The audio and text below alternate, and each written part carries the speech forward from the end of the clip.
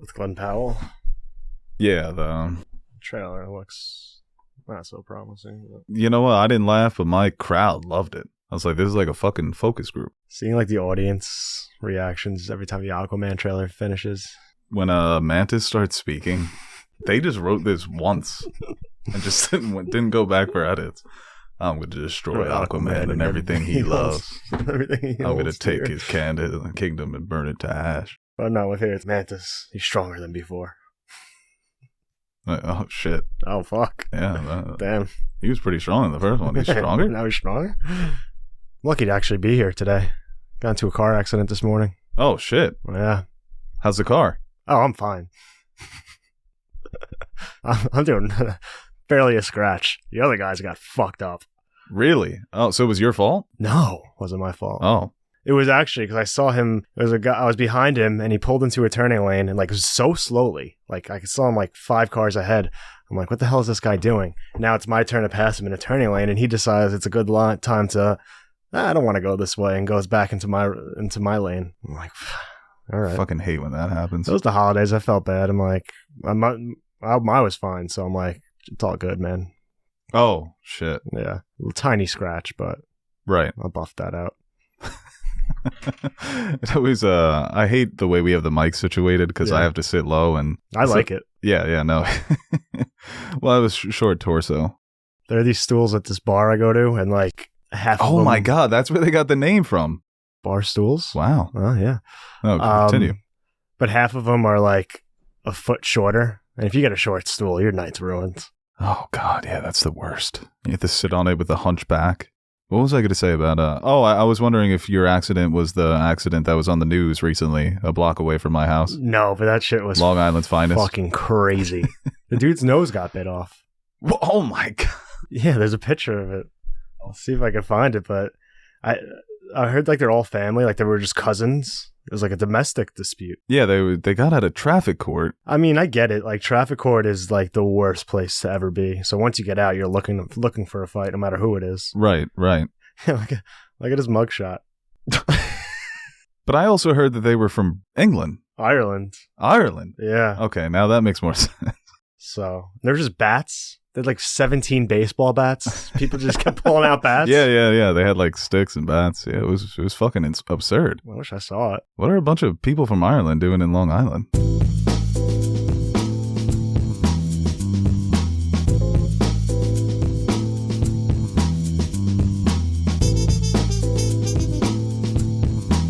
Hello, everybody, and welcome back to another episode of Nerd Soup. I am Beau Oliver, joined here today with Aaron, the Nerd Soup Monkey, and we are back to talk about House of the Dragon. We got a new trailer, so we figured you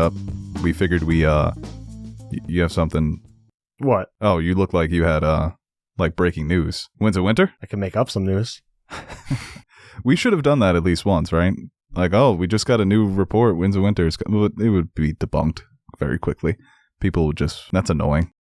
Maybe like in like 3 months, like inside sources, like I got it from the inn, and just hope that it drops like relatively soon, and people will be like, yo, and then we can just do something even more ridiculous and people will believe us. Well, I remember a few weeks ago, it was reported that he hasn't written one page in the last year. I hate that, man. I love him, but like, it's Christmas. I've already said so many things about it that I can't like try to be the I've made peace with it type of person because I've been complaining for years. But I have sort of reached that point where I'm just like, writing's hard. It's very difficult. And he wrote too good of a story. Half a story, yeah. 3/4 of a story. 3/4, yeah. No, but we thought we'd fire out the mics and talk about this new teaser trailer for House of the Dragon Season 2, which is dropping next summer. It's a good trailer, so it's going to be fun to talk about it. And we also took some questions, so we have some just general questions, some House of the Dragon related questions, and I think we're also just going to talk about the GTA trailer, the reaction to that, and no, it wasn't GTA, there was another game that was leaked. Oh, the Wolverine game. Oh no, somebody leaked the GTA trailer, that's what got leaked. Didn't you get like life in prison? The GTA guy or the Wolverine guy? GTA guy. It was harsh, the penalty. Yeah. Follow us on social medias on X, formerly known as Twitter, and Instagram, Facebook, Threads. Threads is gaining some I was wondering about that because I haven't threaded in a minute, but I always get notifications. Like, I just got like 7 followers today for no reason. Oh, on Threads? Yeah, why are people following me? Yeah, they're joining the movement. Should I thread right now? What should I say? Say, I feel like I have to be clean on Threads. Oh, I've seen some brutal threads. I don't think so. Okay. A Zuckerberg ran platform? You would have to literally just threaten Zuckerberg's life to get banned from that. Should I do it? Hey, nerd, keep one eye open. Merry Christmas. Man, good times. Dude, my Facebook, when I go on it every like 7 months and I just see the shit that people are posting. No, that's the only, like, I deleted my Facebook a while ago. I never even used it before that. But my friends are still on it, so they'll keep me updated on like all the people from high school, like what they're up to. It's a wild place. I'm like, yo, you guys need to leave the country. Breathe some air that's not American. Yeah. The conspiracies and the outrages. And I remember it was election year. I went on and I saw some girl we went to high school with was talking about how Biden was a clone, and that the last Biden they had to kill because he was a pedophile. And they figured, he couldn't control himself. That's why he doesn't sniff people anymore. Can we prove it's not true? That's the thing with these days. It's proof is in the pudding, and we've got no spoons. All right, let's move on to this trailer, House of the Dragon Season 2. Yeah, it's not bad, right? Put it on a t-shirt. Put it on a little banner. I'll run for president. House of the Dragon Season 2. Oh boy, it's going to be a good season because it's going to be a violent season. Not getting into any spoilers, but the writers of Episode 1 teased a big event that many of the book readers are anticipating. So I think that's going to be exciting. And I think the overall look of the sets, the settings, the dragons, the costuming, the battle sequences really got me going. Because of course you're going to have all the dialogue about war between kin and war with dragons. Yes, we all know what they want, the Iron Throne. But those battles, those medieval battle sequences, I'm so ready for it. And of course, with the dragons. I love that one shot of Vagar just going over the army. And they kept that shot. It wasn't like a quick glimpse. It was like, look at this big mama. Nah, man, I think we talk about it a lot, but just having a show that you really like, just having it every Sunday for like 2 months, it's no better feeling. We got that a little bit with like Gen V and the boys and stuff like that, but it's just a hole since like Succession left. Like, even with the Prime and Netflix shit, it's like, you kind of just watch it on your own terms. But I miss that Sunday 9 p.m. feeling. It really is a special thing. And looking at the reaction and, like, the views on the trailer and stuff like that, it seems like a lot of people are anticipating it. How many views did it have? Had over, like, 7 million, which I think is pretty decent. Oh, no, this show was huge. So it's a big hit. And obviously knowing what's coming, it just gets you even more excited. I think they said they're going to run 4 seasons. That's the plan. So you kind of have an idea of, from where we left off until the end of the season, where we're going to be. But yeah, I think it was especially the cliffhanger at the end, just everything that happened with Rhaenyra and her family, and obviously on the green side of things, but just to see the reactions and, because like from the little we've got in the trailer, especially from Rhaenyra, like she just looks like fucking like Mama Bear is about to fucking go off. Yeah. And I think that's a scary thought, especially when you know the power they have with the dragons, and especially when a lot of people talk about Team Black, Team Green. Up until this point, it's been pretty like, and it's framed in the show, and you see a lot of people on like Twitter and stuff talk about like, yeah, the blacks are framed more in a positive light. But I think since what happened at the end of last season and where we're at starting this season, things are going to get a little muddy here. Yeah, I was watching it and thinking, God, I'd be so sick of these people if I was a peasant. And they hinted at that a few times in Game of Thrones, or they showed the perspective from the small folk about they just don't give a shit about who's on the Iron Throne. They just care about where they're getting their next meal from. Right. And as you just see these royals and aristocrats fighting, and I was like, man, this this is just so pointless. And like their meal was a bowl of brown. Like that's what they look forward to. That's what they cared about. Yeah, no, if you gave them like a mint peppermint patty, it would probably kill them. Their taste buds would just be like, one piece of 5 gum would just fucking ruin their life. Yeah, no. I mean, one piece of 5 gum, even for us, our taste buds haven't adapted. That's a futuristic gum. And Dr. Stone, when the whole world gets destroyed and they have to start from scratch, he makes them like a pasta out of it wasn't wheat. It was like another plant that you can make pasta from. And he was like, oh, this is disgusting. And all the people who had been just eating ants and shit were like, this is the best thing we've ever fucking tasted. So Yeah. I kind of almost wish I could wake up with year 800, like 9th century taste buds, and then just go out to a great restaurant and be like, holy fuck. You're eating like a dog, you know, like when you give a dog table food, they're like, oh. Got them BC taste buds. Yo, no, not even BC. That would be too much. Roman taste buds? Nah, the Romans were probably eating good. Yeah, I wonder how, like, there's definitely a baseline. I feel like Boston Market is pretty medieval fare. It's like a regular old rotisserie chicken. They weren't fucking with the 11 herbs and spices yet, but I think, you know, there's some baseline there. Yeah, when I remember in Belgium, we had a real hearty meal, some mashed potatoes and meat and a soup. And my brother-in-law is like, this is a meal for somebody who worked 12 hours on a farm. Why are we eating this? It was incredible. I want to go to medieval times. I went once, but I feel like now I can appreciate it. They still, that place is still up? It's gotta be. I feel like if Teddy went, he would go through a door that transported him back to medieval times. All of a sudden, the history books changed from Henry to Teddy. I wish I was taller, because if, like, you put me in, like, medieval times, like, I could probably be king. Like, anyone that's, like, 6'6". Oh, yeah, no, if you're huge. Yeah. Like, back in those days. Back then, 5'10" was like, whoa, buddy. Slow down. Oh, no, I would go from, like, point guard to power forward. Right. But, no, if you put, like, the Hound back in that's why the Hound was so fucking scary. All you had to be is big. 6'5". Things were simpler back then. Oh, shit, he's huge. I rewatched Oliver Stone's Alexander, and he was in it. The Hound? Yeah. He was a general. I forget his name. Rory McCann? No, the general's name. Grievous? He was. Yo, if you put General Grievous with Alexander, I think they'd take India without a doubt. But yeah, no, the trailer. So 4 seasons sounds about right. And people have been asking, you know, where's this season going to leave off? And I imagine that they've had a lot of conversations about that. What's a good place that feels natural? I think the ending of season 1 was perfect. That cliffhanger. More excited to see what they add, because even 4 seasons where we're at now, I feel like it's a little bit of a stretch. You know what? I think for dramatic purposes, they should change some things. I think there are some characters that the audience is really taken to, that those roles should be expanded. Well, especially with that story. I mean, there is a lot there, but it leaves a lot to be... It's not as cinematic as the others because it never was supposed to be that. No, it wasn't a story, you know. There's a lot to put in between the lines where you can expand upon it.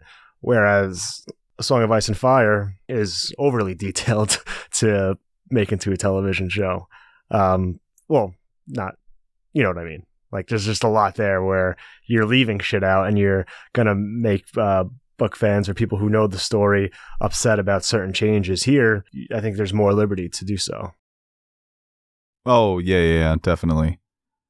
With A Song of Ice and Fire, it was praised, obviously, for its realism. Ned Stark being the main character and then being killed off.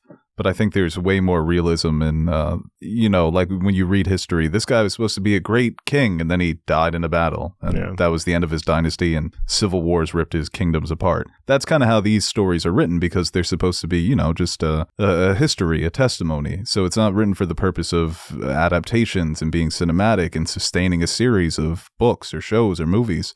So I think there is an opportunity to make it a bit more cinematic, and as I said, expand on some of the roles of some of these characters that it's not that their endings are unceremonious, but they're just real. So like I said, you could just kind of, you know, instead of just being exiled, blaze of glory type of changes. Not getting specific, just giving an example there. You know, instead of Napoleon got exiled twice, he got killed in a great battle. He was just about to take back France and he died. Honestly, the Napoleon getting exiled twice is a bit funnier. It is very funny. It's like, let's run this back. Napoleon's like, I always known him like Napoleon complex as being like a short man, where it should have just been like, oh, you're just a fucking loser. Yeah, no, essentially. You're just getting cucked. The man had nothing going for, like, I guess he was pretty good at war. That old maneuver he did on the lake, but he got washed quick. The game passed him by. He He did. He stretched himself too thin, classic move. Getting exiled twice is fucking great. The first exile, I mean, I understand, you want to do things because you're Napoleon, you're restless, but that was a good life.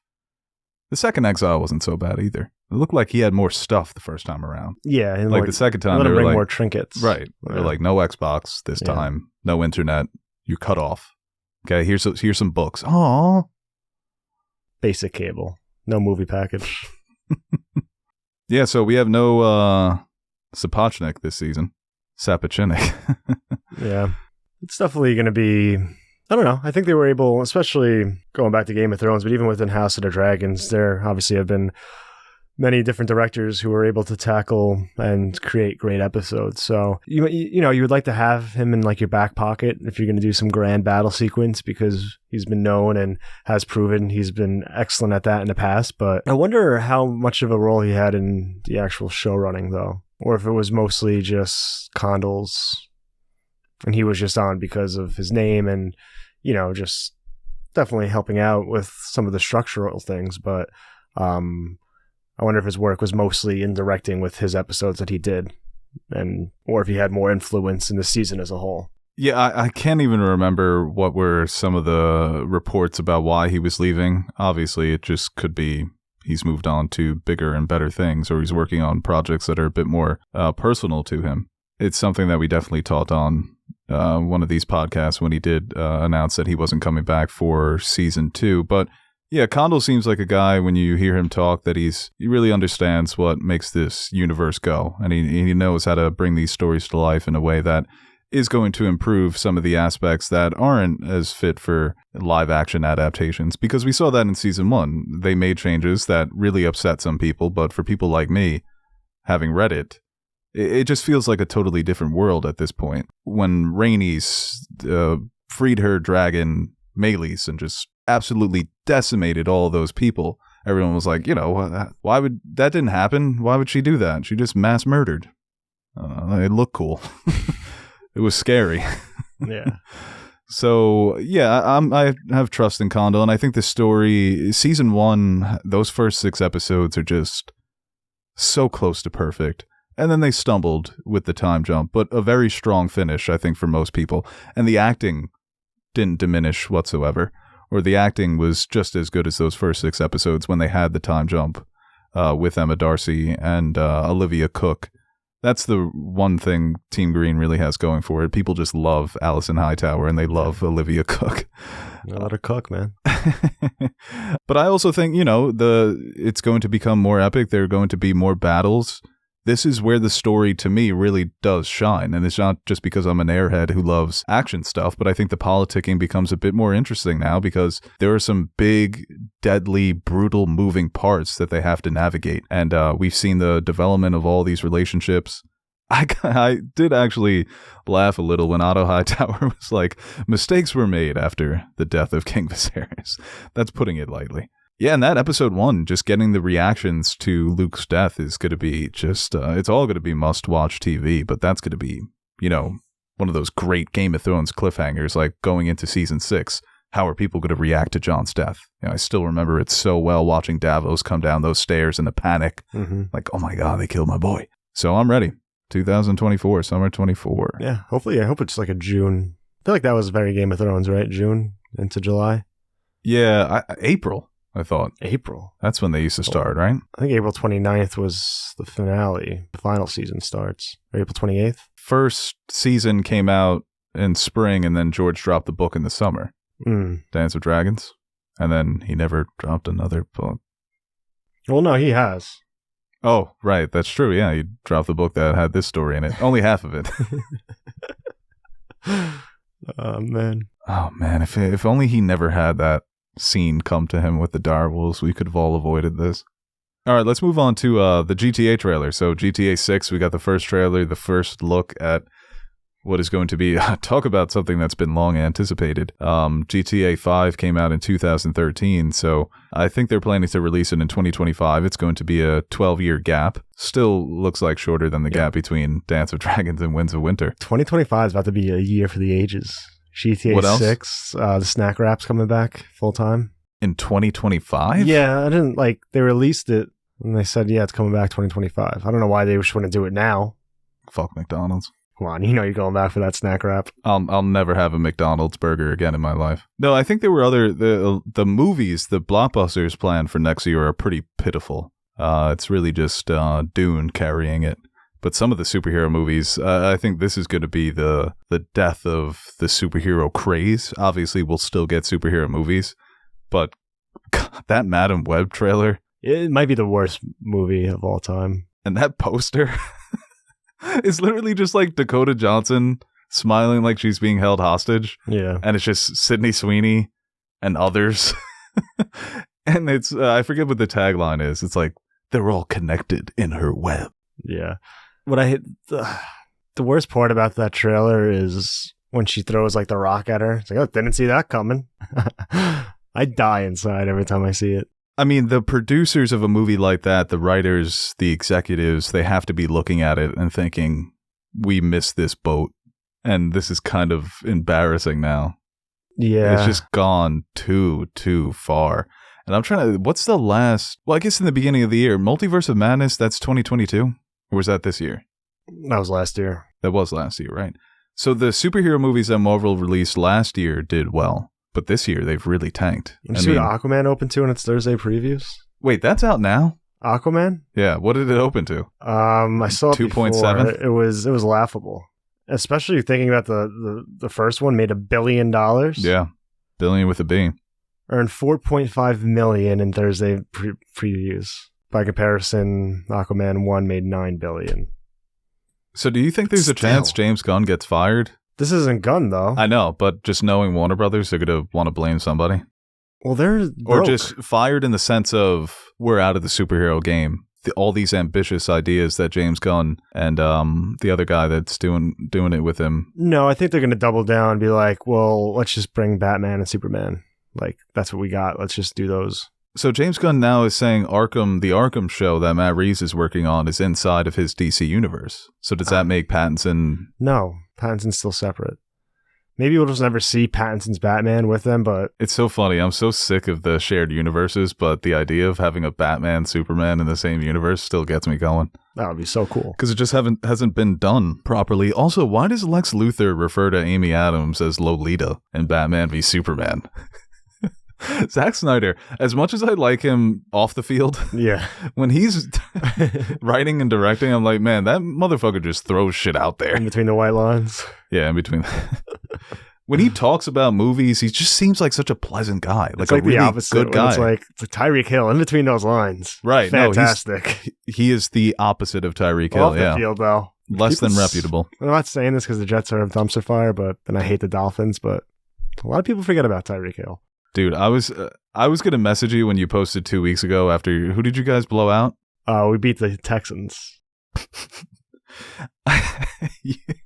You Jets fans are just incredible. So you post the story. Yeah. With the caption, Super Bowl or bust. Yeah, because at that point we could have beat the Dolphins and then Aaron Rodgers would have came back and everything would have been fine. One big problem, though, is we got fucking smoked by the Dolphins. Right. I'm just so... that's the thing. I would love for you guys... Seriously, I mean this earnestly. I would love for you guys to have a Super Bowl winning team. Because I really... The animosity between Jets and Giants fans, it's always been my animosity towards you and Nash personally. Yeah. Less about the Jets. But it was the same thing when they got Tebow. Just nonstop coverage for a team that's not even going to make the playoffs. And Rodgers is just the worst. God, the whole I'm coming back, it's the fastest. Well, I haven't been cleared. No, if we were like, had a backup plan, he probably would have came back, but there's no point in doing it now. Oh, well, let's stop talking about the Jets. We're talking about GTA. We're going to talk Tommy DeVito? I haven't watched the Giants game since like week 4. So I just see the memes. I think his agent's amazing. I like that guy. Yeah, I'm kind of jealous. I wish we had Tommy DeVito. That'd be fun. So did you watch the GTA 6 trailer? I did. You got to play GTA 5, man. I mean, it's been 12 fucking years. Well, I can play it on Netflix now, right? You can? I think so. Wow. I don't know how that works. They're getting into gaming, right? Yeah, they've got like a cloud system. I don't know how that works. Can I use my PlayStation controller? Or do I have to play on a remote? Oh, wow. Yeah, I didn't think about that. You have to play on the fucking Roku remote. Unless I log into Netflix on my PlayStation. Oh, that may be the way to do it. Yeah. Yeah. That's what they deprived Napoleon of on his second exile. Like, no more GTA on Netflix for you, Frenchman. Oui, oui. GTA 5 gets That's the only French word I know. How does a French person get pissed? What do they say when they're angry? Boo! I thought, wasn't it like Sacre Bleu or some shit like that? Yeah. It was funny when like seeing the people like piss their pants over a female lead, I guess, in GTA. And it's like, oh, I don't want to play with a girl. And I've just realized like I've played out a bit in my head where you don't want to play with women, but not because you're sexist, because you just remember me beating the shit out of you with Batgirl for all those years. Oh, you're bringing this back to me? Yeah. How the hell did I get thrown in this? Because like I beat you playing with a woman so many times that Right. you promised not to play. You just hate women. You video can't create games now. fake scenarios about you dominating. This is like when a few months back you turned to me and Nash and you're like trying to reminisce, trying to remember what you said that made somebody laugh in a movie theater about them pausing the video game. You can't pause Call of Duty. Yeah, then we went to go see Django. And you're trying to think. You're like, God, it was so funny. Nash, Ruben, what did I say? Yeah. We're like you're giving us no specifics. It's just that one time I made somebody laugh. What did I say, guys? It was so funny. You remember. I just looked at Nash. Nash was just like, he does that head nod that he does. I kind of miss Nash reacting to you and Teddy and just sociopath. That's just his go-to for everybody. They're just a sociopath or a schizo. I love how people like just don't realize that women actually are the game now. Like especially with all the streamers and everything. Well, especially like the history of those games, they've never had a female lead character ever. No, it's just funny just seeing everyone shit their pants. It's like, well, yeah, they're probably like, well, we've been playing with like dude characters our whole lives. Like we just get one.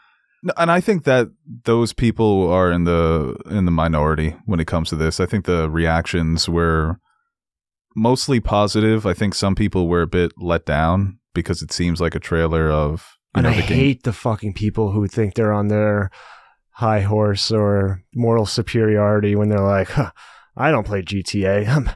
I don't support a game that you can shoot cops on. Oh my God, that was Andrew Tate, right? Trying to spread that shit. Was it? I thought it was Elon Musk. I saw a lot of that. Same thing. Around. Yeah. No, God, it's. But it's typical. Like, first of all, if I remember correctly, like you can choose not to shoot the cops. It's like you're playing the game, right? You can shoot civilians and anybody who's walking down the street, but like you hit the trigger. So if you don't want to shoot cops, you could stop at all the red lights if you want. That's the great part of the game. It's typical Western self-righteousness and grandstanding. I don't play GTA because I don't support... Dude, you're under investigation for human trafficking. No, but it also... You are real-life GTA, motherfucker. What are you talking about? That was like a thing in my house, too, growing up when we were younger over GTA. That was still the narrative around those games. Oh, yeah. It's like you should go around shooting cops. It's like, you don't... I mean, you can shoot... Yeah, you could shoot anything in that game. But has anybody played the GTA? Like, the GTA games are literally about institutional corruption. Mm-hmm. Everyone's a bad guy in those games. And it's a video game. Yeah, it's also a video game. It's the same thing with, like, all these violent videos. I think it's the same in the same vein. Like, all these violent video games are turning our kids violent. On one hand, we're a generation of violent barbarians because of video games. But on the other hand, we're not masculine enough. And there aren't any real men anymore.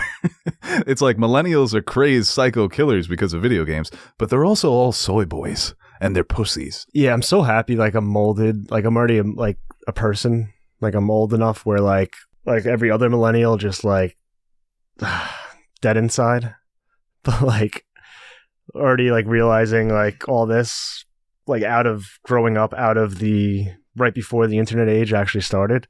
Kids nowadays, like I don't know what they're like consuming and how it's going to affect them, because like you said, everything you see on the internet is tiered to basically suspectable like young people, and they're just telling you how you have to be, what you should do, how you should feel, like this is the way to do it. And there's so many conflicting things. I feel like if I was like a kid now, my head would fucking explode. Well, that's why our great Chinese liberators have provided us TikTok.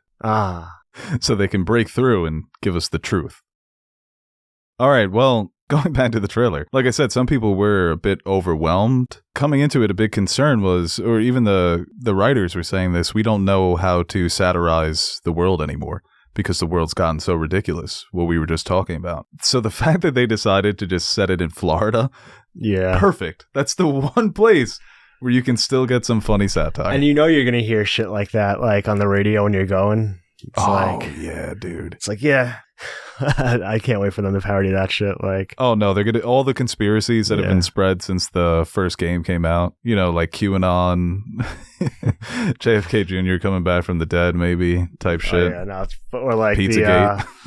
It's like, if you're not working 18 hours a day, you're a fucking loser. I have 10 days in one. You fucking poor bitch. Oh, you know what's my favorite video? That bodybuilder where he's talking about how he has 3 days in one. Yeah. He's a first day, 6 a.m. to noon. Then I take a quick nap, wake up again, boom, that's 2 days right there. Yeah, that's 2 days. Make myself a little lunch, take another nap, that's day 3. I've got 21 days a week. So yeah, times that by a month. See you later, bud. Yeah, see you later, bud. Motherfucker's gonna die within like 2 years. Yeah, he didn't put that into perspective. Yeah. It's like, well, wait a minute. I'm 150 years old. No, so I think that the setting is absolutely perfect. And the rumors of the map, it looks like it's double the original GTA 5 map, or maybe even bigger than that. And there are also rumors that you're going to be able to fly into Latin America. And I like the idea of doing a Bonnie and Clyde, a couple, because that was one of the big criticisms of GTA 5 was that the story was so huge and epic and ambitious, but the characters were a bit two-dimensional. The best character was Trevor, and he was just basically modeled after how we played GTA as children, just totally destructive and reckless and chaotic. Well, last one I played was a Russian guy. Nico. Yeah. Let's go bowling. Cousin.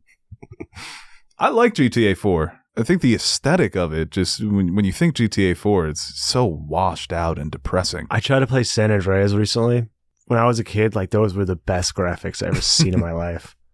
I was playing it again. I'm like, yo, this sucks. Vice City still holds up because of how colorful and vibrant it is. Mm-hmm. And I think the story is pretty good. San Andreas is rough. You kind of just play that for a few hours, feel the nostalgia, and then never touch it again. Because I remember I bought the GTA collection, and that's exactly the experience I had playing San Andreas. But Vice City it still holds up. It's still so iconic. And GTA 4, I also really love. Oh yeah, Florida's such a great setting. Like when the A24 released the Civil War map, and it's like the Republic of California, Texas, Eastern Alliance, and it's just the Florida Alliance. I'm like, I know who I'm betting on. Yeah. And it was funny because, like, there was other states, but it was still called the Florida Alliance. Like, you know who's running the big show. Oh, yeah, no, of course, yeah. No, home base in Miami. It's like not even the Eastern Allies. Like, it wasn't the New York Alliance. It's like, no, we don't have that pull no more. Yeah, New York was part of the Loyalist states. Something like that, yeah. God, that movie looks so stupid. What happened to Alex Garland? I think it could be cool, pretty fun. Maybe not fun's not the right word, but like entertaining. No, it should be. Hopefully it's going for fun, because I can't imagine it as anything of value to say politically. That looks like total, if you want to do American Civil War, it just doesn't make sense. Like, that map is so ridiculous. Well, I think it's got to be, because you can't just do north-south again. But see, this is where it pisses me off, because everything that we have to deal with when it comes to fascism or when it comes to political, it's always got to be so detached from reality. Maybe it's not that unrealistic, because, you have all the... Isn't that like a thing? All the Californians are leaving California and going to Texas? So maybe they just did it to such a scale where... Texas is Californian too. I just can't with Hollywood and their political blockbusters anymore. Because people love this shit when it's on the big screen, but when it's happening in real life, then it becomes, whoa, I'm just happy they're trusting Alex Garland with like a pretty bigger budgeted production, especially for A24. I mean, obviously it's nothing with some of the bigger studios, but I think they're... trusting him with a lot of resources, which I think is a good thing. Let my man cook. I mean, after Men, obviously, I think he should get another shot. But coming off of Devs, coming off of Men... I like Devs. Yeah, coming off of Devs, coming off of Men. I'm not the most excited for this. Obviously, I'll give it a chance. But also A24, them trending in the direction of wanting to work with Apple and make bigger budgeted movies, that just bothers me too, because they've just been such a beacon of independent voices. Well, you would hope independent cinema. Yeah, but I think the hope is you would Never happens. Nolan came out and said, oh, it's good that blockbusters do well because they fund indie movies. No, they don't.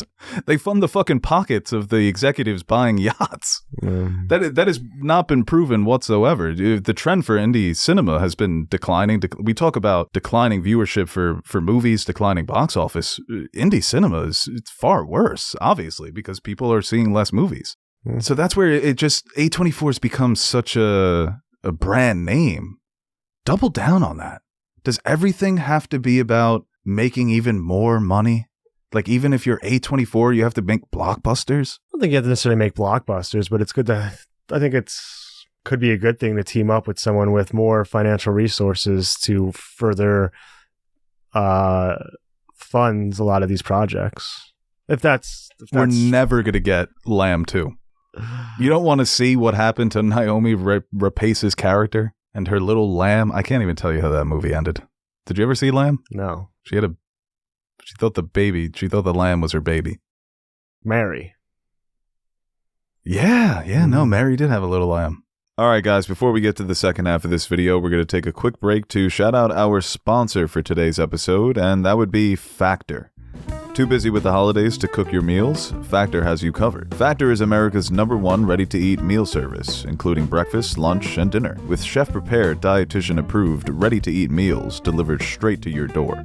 You'll save time and stay on track with your healthy lifestyle while tackling all your holiday to-dos. Choose from 35-plus chef-crafted meals every week that support a healthy lifestyle and meet your meal preferences, whether it's calorie smart, vegan and veggie, protein plus, and more wholesome options. With Factor, you don't have to worry about overindulging during the holidays and how you're going to recover from all of that food by eating something more healthy. With Factor, their calorie-conscious meals don't skimp on flavor, so you can have something that's healthy while also being delicious and dietitian approved, with or around less than 550 calories per serving. You can also try Protein Plus meals with 30 grams of protein or more per serving. But Factor isn't just for dinner. Count on extra convenience any time of the day with an assortment of 55-plus add-ons to suit various preferences and tastes. Choose from quick breakfast items, lunch-to-go, grab-and-go snacks, and ready-to-drink cold-pressed juices, shakes, and smoothies. This December, you can use Factor and enjoy eating well without the hassle. Simply choose your meals and enjoy fresh, flavor-packed meals delivered straight to your door, ready in just 2 minutes, no prep, no mess. So head on over to factormeals.com/nerdsoupy50 and use code NERDSOUP50 to get 50% off. That's code NERDSOUP50 at factormeals.com/nerdsoupy50 to get 50% off.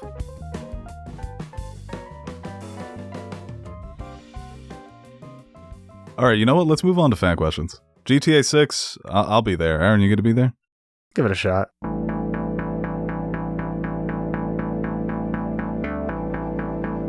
That's for the fan to decide. Yay! People, you call up to the show, you better be ready. That's what you're supposed to do. Sitting there arguing and you're trying to spell your name and all of this other stuff. It's not your show, it's my show. I'm giving you the opportunity to speak your mind. Don't call up here unless you got something to say. All right, let's take some questions. We've got some Game of Thrones. We've got some Oppenheimer. We've got some House of the Dragon. Obviously. Oh, shit. I play you in fantasy playoffs this week. Oh, my God. Yeah, look at that. Dude, I was so disappointed that I lost. Yeah. Ruined my perfect record. It's so fucked up. I guess we should have told our followers who we did the fantasy league with that I'm actually a football genius. Well, I'm projected to beat... No, you're projected to beat me. Fuck. Oh, no, because I don't have a kicker in. That old trick. Oh, the old kickaroo. No, I'm definitely... You're definitely projected to win. Yeah. Who's your quarterback? Jared Goff.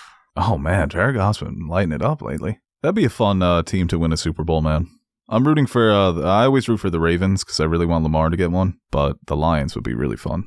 Be fun for the city of Detroit, especially with dealing with the Pistons. Yeah, I think I'm rooting for... I have a future on the Eagles, which is not going to hit. I want a team this year, like who's due, just so next year it's not like... So I feel like if the Bills or like the Niners don't win this year... The Niners not winning would just be because then it's like they're going to win next year. Yeah, or like, it's Josh Allen's turn. Or like, I would have thought the same thing with like Cincinnati. Like, it's Joe Burrow's turn. Like, he needs to win one eventually. And that just makes more...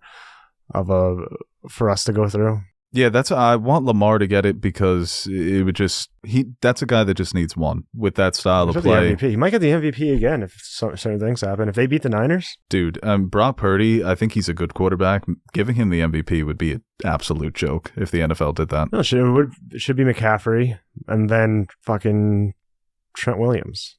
Who's that? Their tackle. He's a tackle on the 49ers? Yeah, the best player on their team. Oh, yeah, Lamar is kind of going off this year. All right, first question from Brandon. Saddest death in Attack on Titan. Ooh, Hanji's death was pretty sad. I think just because of But it was also, like, awesome. It was awesome. Yeah, in terms of just pure sadness. Sasha was pretty sad. That actually may be number one. Yeah. That was kind of devastating. Yeah, because Hanji was such a fucking G.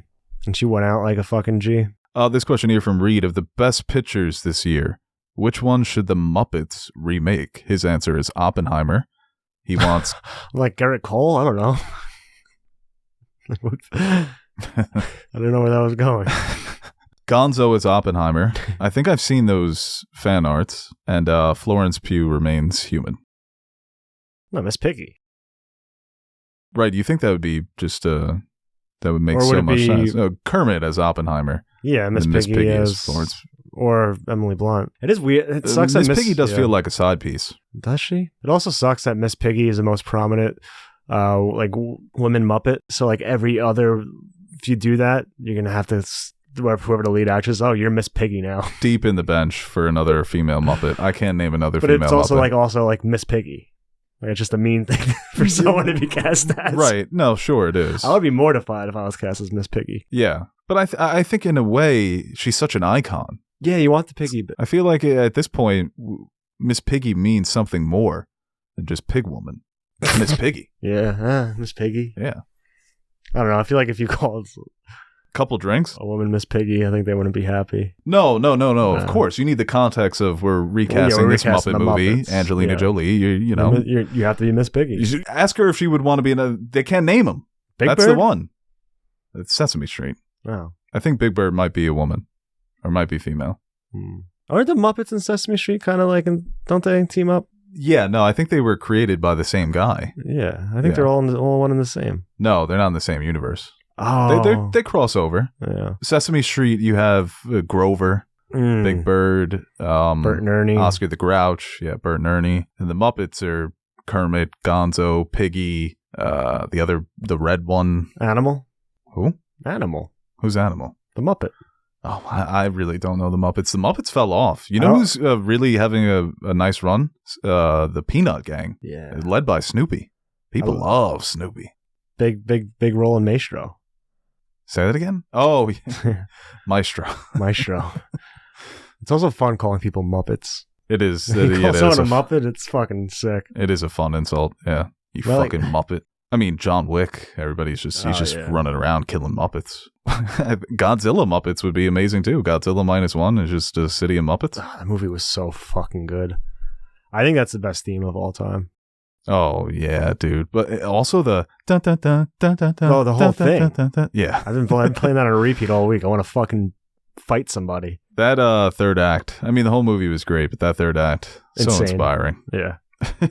Had so much going for it. Yeah, dude. That crew, talk about a 4-man fucking crew. That's why it pisses me off that Teddy doesn't come to the movies anymore. Because when I see a crew like that, I'm like, God, Teddy would love that crew. That's why I hate American Godzillas. They just miss it. And they were able to do it with what? They said 15 million. He said, I wish I had that much. Oh, yeah. And it was outstanding. No, yeah, it was beautiful. It was beautiful. Because I feel like Americans, we try to understand Godzilla. It's like, let's sympathize with Godzilla. Or in Japan, there's like, no, let's fucking kill this lizard. And yeah, that's what you got to do. Yeah, it was way more in line with the original. Yeah. And I think Shin Godzilla did a great job of bringing Godzilla into the 21st century. And, Godzilla -1 is just way more epic, more traditionally epic. But I think both of them really did a good job of just relating them to the modern day. Because there were a lot of contemporary lessons, especially in Japan right now, when there's been this rise of, let's go back to the good old days. Remember the glory of Imperial Japan? And people are like, yeah, no, we remember the good old days. A lot of fucking people died because of those good old days. Yeah, I was going to say, good old. It's like in Always Sunny when Frank is talking about something Those were the days. like a racial divide, like when he was growing up. It's like, those were the days. Right. It's like, Frank, it sounds like you're longing for those days. Like, no, I'm just saying, those were the days. It's funny. There was a documentary. It was a Ghibli documentary. Came out in 2013, and Miyazaki was near the end. He was talking about a resolution for Japan to change the constitution. He put out a statement and said, "Leave the constitution alone." And he was talking about this rise in these, the rise of nationalism in Japan. So, 10 years later, to see a movie like Godzilla -1 to take such a clear stance against that was awesome to see. It's more than just like killed the fucking lizard. No, but it was very simple. Yeah. No, it was definitely awesome in the way that it was big, destructive monster. How do we kill it? It's like when you try to... Yeah, the American Godzilla, they do the conspiracies and the climate change. They want to tell you the parallels. Well, here, maybe they don't outrightly jot down all the parallels. Like, they're there for you to take in, but you can also just enjoy it as an epic monster movie. Yes. No, people have been saying, I take my kid to see this movie, they can't read the subtitles, and they love it. Yeah. Because it's just giant, scary monster guys trying to kill it. And like you said, the politics of, the post-war politics were used in ways that were so clever. Framing the main character as a kamikaze pilot. That's my favorite part. Everyone's like, the double take. It's like, what'd you do in war? Like, kamikaze pilot. Oh, nice, kamikaze. Wait a minute. Something's not adding up here. Whoever wrote that movie definitely watched that episode of Curb Your Enthusiasm. I forgot about that one. Because I saw somebody post that on Twitter. They're like, Godzilla -1, 2023. It's like, yeah, my dad was a kamikaze pilot. I'm going to visit him in the hospital now. David's like... He might be the funniest fucking person who's ever lived. He really is. New Curb coming out. Yeah, final season. I think it's time. Yeah, no, it makes sense. I mean, he's getting up there, dude. I think he's 77. That blows my mind. He's been 77 since the 90s. I know, dude. He's always looked so good for his age. 76. Or bad. He's always looked the same. Yeah. So he looked bad for his age when now he was he like looks 40, good. 50. Now he looks great. Yeah, it's so funny. This question here from Europay Barra. Did you guys ever get around to playing the Alan Wake games? It's basically Twin Peaks, the video game. No, sounds interesting. The who now? Oh, okay, it's a survival game. No, I never played that. You've been thinking about Twin Peaks a lot. Yeah, you ask a question about something else that references Twin Peaks, we're just going to talk about Twin Peaks. I honestly just think about it all the time. It's such a great show. Yeah, I think The Return is definitely I think it's the best thing that he's done. It will be remembered as his ultimate masterpiece. I watched again, what was it? What did I watch? So Wikipedia says its pacing and structure, Alan Wake is similar to a thriller television show with episodes that contain plot twists and cliffhangers. Eraserhead. Why can't I think of Eraserhead? Jack Nance, R.I.P. There are rumors that David Lynch killed Jack Nance. Why? I just don't know, how. I feel like I'd be very scared if I had his mind. But I feel like he just controls it in a way that's... No, I think it's keeps him sane. It's that meme. I forget who the other artist is, but they like Miyazaki. When you listen to him talk, he's the most miserable piece of shit on planet Earth. Like in that documentary, they asked him, "How did you know that you wanted to marry your wife?" He's like, "I just knew." He's being very standoffish about it. And then the next scene, he goes on this whole tangent about how his art is futile, that everything he's doing will be forgotten, that nothing really matters, that the ruling class always perverts our great inventions and creations. So you asked him one personal question and he falls into just a pit of despair. But if you asked David Lynch that, he'd be like, "She was a swell woman." Yeah. She was absolutely... everything she was wearing the day, the weather out, where they were. Or the line in Twin Peaks when he's like, "That's the type of woman that makes you wish you spoke a little French." When he gets he's another one where his, the material can be so confusing, confounding, and dark, and surrealist. Well, but I don't know what mind space you have to be in to be like, yeah, I want to make a movie about the horrors of fatherhood, and then you watch Eraserhead, and it's like, yeah, what? Yeah, he also said it was inspired by living in Philadelphia. Yeah, just the anxieties of, getting older and bringing a life into this world. How do I show that?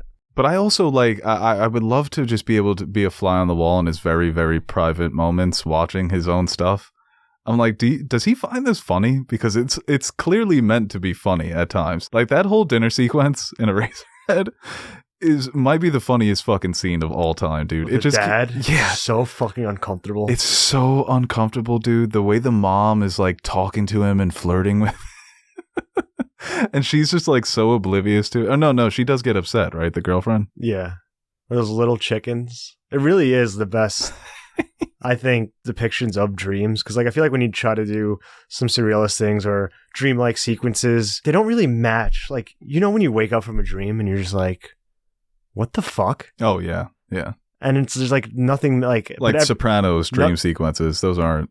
That's not how a dream goes. Although they do a better job. They kind of do, but like nothing makes sense. But in the moment, everything makes sense and nothing is weird until you reflect upon it later. Like I had a dream like a month ago. I was in like a cafeteria, but it was like, wasn't black and white, but it was all gloomy. Like I was outside, but it was a cafeteria, but like I was sitting by myself, but I couldn't really eat. And all my movements were so slow. And like, it was just like the gloomiest, most depressing area ever. And it was more like just a feeling. But like in the dream, I'm like, this is just normal. This is what my lunch is like. Then when I wake up, I'm like, what the fuck? Like I couldn't go back to sleep. Like that was the scariest dream I ever had in my life. Yeah, no, totally. He totally nails that unsettling feeling you get when, like you said, when you reflect on it. His movies, they feel like just real vivid nightmares. But I think a lot of his love for humanity always creeps into his writing, who's also capable of making incredibly surrealist and profound art. He's just a fascinating dude, man. I love that guy. I really miss his weather reports. And if you can believe it. For his yearly rumor that he's making a movie, that just doesn't happen. Wisteria. This question here from Giselle: is Embiid the best two-way player in the world? Well, yeah, now that Mitch is hurt, it's got to be Embiid, right? The best two-way player currently? Yeah, no, definitely. He without a doubt. He makes the most defensive impact. He's arguably the greatest offensive player alive right now. I'm still giving the edge to Jokic in the battle of the bigs, even though Embiid plays Jokic very well when they match up, but Jokic got it done. And he went on one of the best single greatest runs in playoff history. You want a funny Teddy thing right now? Oh, God. Ted was supposed to be here, by the way, and then he canceled on us. So this will be Teddy on here. Teddy's young one of our other friends like supposed to bring my Switch to his buddy in the Bronx and he never did. Nash is like, you lent him your Switch? Question mark. Please tell me you did. He's like, my head is tingling from anger. He lends you a fucking Switch, no problem. I had to pay $20 for 2 weeks of an N64 that was collecting dust. Nah, that's just straight up disrespectful, man. I'm not even kidding. That is, I'm like, I want to text Teddy right now and be like, are you fucking dead ass? He is charging Nash to borrow his N64 for 2 days and just gives our other friend a Switch. But see, that's what's weird is that he won't trust. The way he places his trust is just like, it's just so personal. It has nothing to do with is Nash trustworthy or not. He just likes fucking with Nash more. You know, this whole idea, like, Nash will sell my cartridges. It's so fucking funny. He is, what's crazy is that he's, like, really dead ass about shit, too. You know, he's, I just, fascinating guy. Absolutely fascinating. This question here from Cade. How does Godzilla -1 rank amongst your favorite Godzilla films? Oh, God. Of course, Teddy sends me a disgusting thing with bugs. Perfectly sums up Teddy. Someone's like, I think if we ever did a Secret Santa amongst us friends, Ted would be the first one to ask what the budget is. Funny guy. For Godzilla movies, I think this is the best Godzilla movie since the original. I need to rewatch Shin Godzilla. I think I like Godzilla -1 more. Right. Shin Godzilla, like I said, they're different because it's way more about the bureaucracy, responding to a natural disaster. It's way more related to 21st century issues. And as Godzilla -1, you know, you could also draw some parallels there, but it's a bit more traditional, back to the basics. Godzilla's never been scarier. Dude. Every time he showed up, I was like... When he clicks in, or clicks out. You're talking about the tail? Scales. That whole, everything about that was just amazing. And the impact of Godzilla. They were really following the science here. But he was also fast. He's moving like Thanos, He's just took no prisoners. Once he gets out of the water, though, he goes back to taking his time with things. Yeah, and somebody was like, how did he stand up in the water? I don't care. Damn. No, he had a little surfboard he was bouncing on. Yeah, it was. There you go. Yeah, so I think it's, the original for me is always going to be the best one. It's a 5 out of 5. Set off a franchise that has released nearly 40 fucking movies. And that's the fascinating thing with Godzilla is humanity, we're fascinated with destruction and the end of the world. And he's the best metaphor for that because he's just a giant atomic breath-breathing lizard. He's just the coolest metaphor for our obsession with the end of the world. So that's why he just keeps sticking around. And that fucking loser Kong can't even get a spin-off. Meanwhile, GZ's got 3 franchises. I think I might have been like a Kong, but like I think if you're you're a big Kong guy, But I think that was he can't touch him. I think it's like obviously Oppenheimer. I think even watching it again and again, like I think it is a perfect movie. The more I watch it and sit on it, and it's gonna be my number 1 probably for the end of the year. I think Godzilla -1 might just be a perfect movie too. It's hard to compare the two. They're dealing with very similar themes. Yeah, the fallout of the nuclear age, right? But in a way, they do really work as a nice little double feature, alternate history. Yeah, the Americans, they didn't care about the response. But I think I love Godzilla -1. Like, yeah, this is what it's all about. Yeah, that's a great movie. Right now, it's in my top 5. We'll see where it ends. All right, we'll take a few more questions here. Oh, the good one here from Allison. With The Crown and Stranger Things coming to an end, is Netflix's run over? In my mind, I wanted to say is Netflix's Mickey Mouse run over. No, I think Netflix is just here to stay for a long, long time. Obviously, they're going to need to fill in the spaces that those shows are going to leave behind. Stranger Things is their biggest hit. The Crown, I imagine, is right after that in terms of the numbers and ratings. Yeah, I think no. So the Netflix is they'll be fine. Yeah, Warner Brothers is the one to look at. I feel like they've been doing better with movies as far as like some of them being up for Oscars and whatnot. I feel like this was kind of a down year, right? Yeah, I guess I think my show was what they thought it was supposed to be. No, May December, I guess. May December. Yeah, I think Julianne Moore is going to be nominated. She should be. Melton, right? Yeah, Melton. Yeah, he's probably he's looking like the favorite at this point over. That was a wild movie, man. That movie was the whole debate over whether it was a comedy or not. I didn't laugh once. Oh, that's the thing. I laughed the entire time. But see, I think that's the difference between watching it in a theater and watching it by yourself. And that's why the communal experience is always better because it played at New York and it's based on a book. So there were people that were anticipating the funny lines. Like, I don't think we have enough hot dogs. And then it cuts and there's like 30 hot dogs on the barbecue. Or all the dramatic, like whenever something happened, the dun dun. Yeah. Or the zoom ins, It's definitely dealing with something that's a, very serious topic. There are moments that are really fucked up. And I didn't really catch on and like to what was happening. I'm like, oh, like, yeah, it's just a weird age gap. I didn't know what was coming in. Like, I didn't know the story coming into it, what it was based on. But like once they like realized that, I'm like, oh fuck.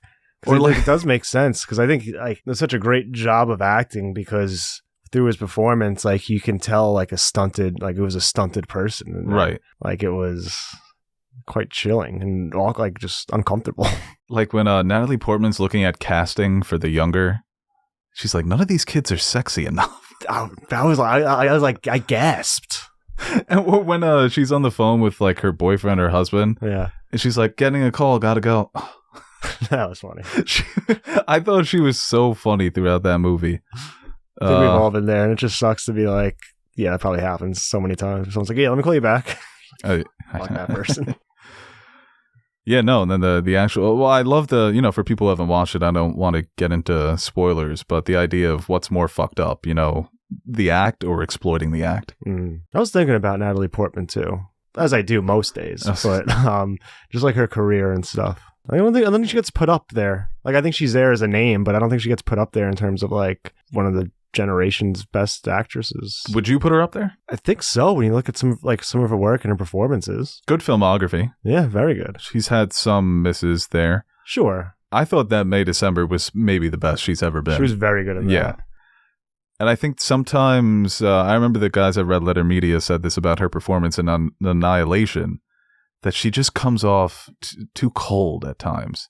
Like she's really not with it, she's not as present as the other members of the cast. And I think that not everybody has to be Meryl Streep. Natalie Portman is a big A-list star. Everybody knows her. Sometimes, that's what it is. Not everybody, with actors, we always try to, so much easier with sports. The top guys, the numbers say, over a certain period of time, like nobody's going to argue whether or not Kevin Durant's good at basketball. Yeah. But there are huge stars in show business. That's the nature of it because it's all subjective. Yeah, it is weird. That they're just not great, but they're super, super popular and famous. Even people like Leo. I mean, you can find someone who thinks and argues that he's one of the best actors of generation. You can talk to someone else and be like, I think he kind of sucks. Charles Melton, perfect example of why it's so stupid to compare performances, because that's a performance that almost benefits you not having that sort of experience or maybe the sort of traditional training. Right. That you can take somebody who, not to say he's a non-actor, but a non-actor would have been great in that role too.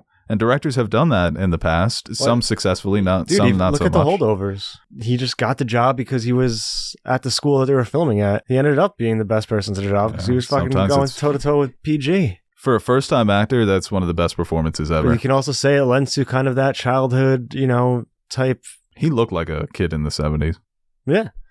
But also just like kind of that, like a classically trained actor portraying this kind of punk kid, Right. Maybe just doesn't have it's not the right fit. No, yeah, no, definitely. I once going back to that initial point, the initial point I was making, it's so stupid to compare them because you just, different performances warrant different types of things. What did he say? Riverdale was his Juilliard? Yeah. That's funny. That whole meme about how often do you think about the Roman Empire? It's so fucking true. It is so true. All men have just been fully seen by this trend. Because even with like watching Gladiator, yeah, I'm like, oh, this shit's interesting, man. I know. Like, wait, he's Spanish, but in the Roman Empire? How far did this thing go? Well, where did it stop? I sent Teddy a map of it was the Roman Empire at its peak, and he goes, "Man, how did we fuck this up?"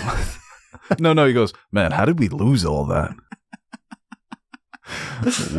Whatever happened to the Romans? You're looking at them. All right, guys, that does it for this episode of the Nerd Soup Podcast. Happy holidays for everybody who's celebrating. Merry Christmas. Happy Hanukkah. Aaron, I hope you had a happy Hanukkah and a happy Christmas. Well, that's how they say it in England. Yeah.